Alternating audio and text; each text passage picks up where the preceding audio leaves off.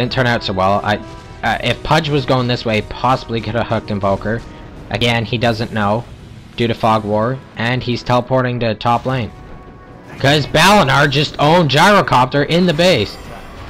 And yeah, I didn't think so. I didn't think Balinar was gonna get out of there alive, but that was a nice Rambo. And Pudge clearly saw the situation. He saw that Balinar was killing Gyrocopter and was probably gonna try and get a kill, however, the tower and that got it instead. And Myrtle, which we aren't seeing much with the Aegis, gonna go back to down here. If there's no engagement, I'm gonna peek up to Myrtle for a second. Okay, Pudge. Pudge knows they're in here. It's back and forwards. Forward. Just yeah. Yeah, they shouldn't go that far. They know that Admiral just soloed Roshan. What we're seeing here with Admiral, this is a prime example of what to do in bad situations, which he is not in a bad situation. But since I mentioned that you could make a comeback in pretty much any game, this is a way to do it. If your team's losing though, this is when you usually see this. If your team's losing and you know it's pretty much a for sure loss, then what a player usually does on their team, like a carry or a tank like Admiral here, is they will creep. Just non-stop creep. And they won't take risky moves. They won't go ahead in lanes and do big pushes or try and kill heroes.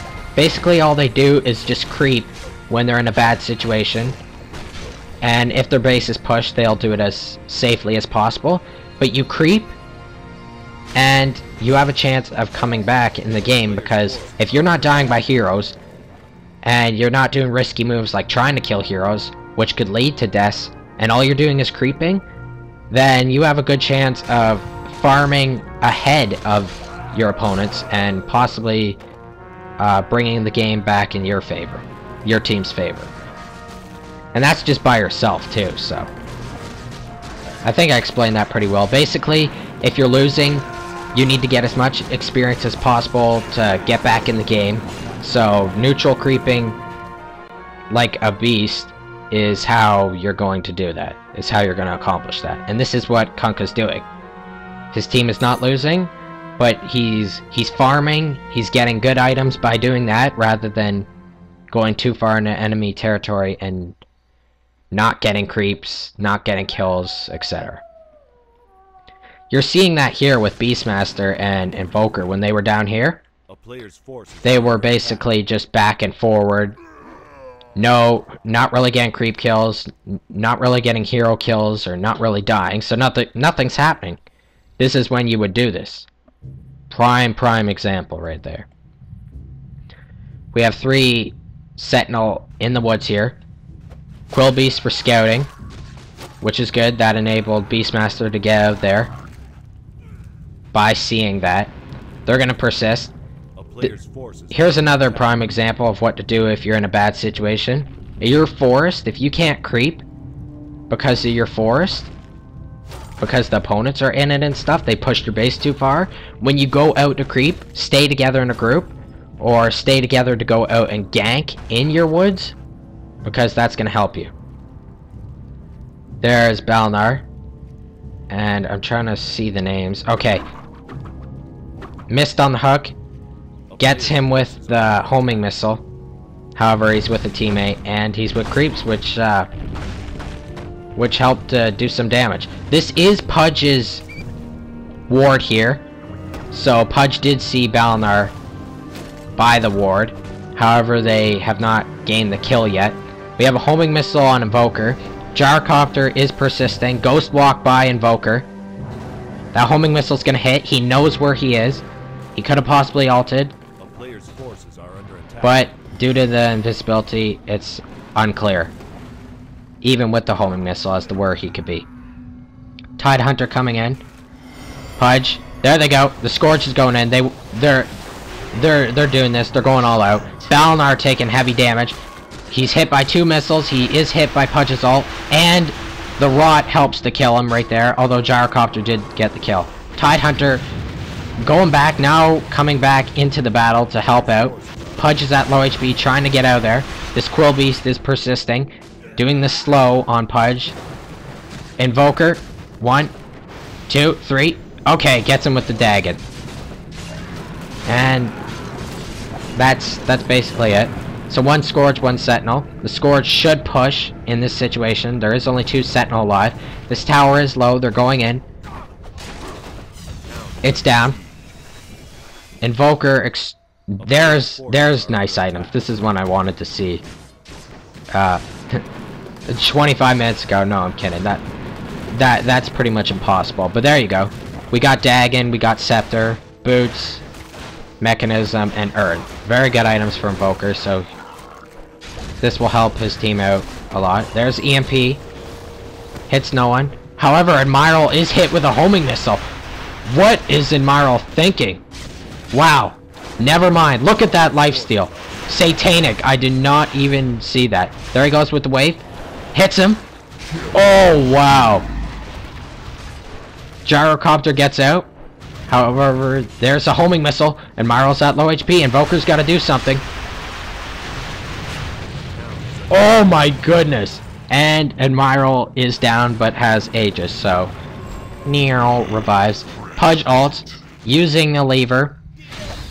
Oh my goodness, is this gonna happen? No, couldn't do it. I did mention that in one of my previous games. Batrider's net in the fountain.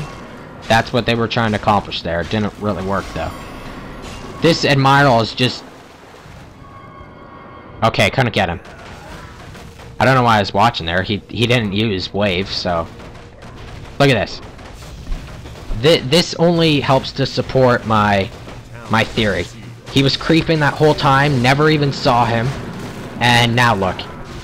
Absolutely shredding. Just mopping everything. Creeps, heroes, Ramboing like a boss, just going right in there.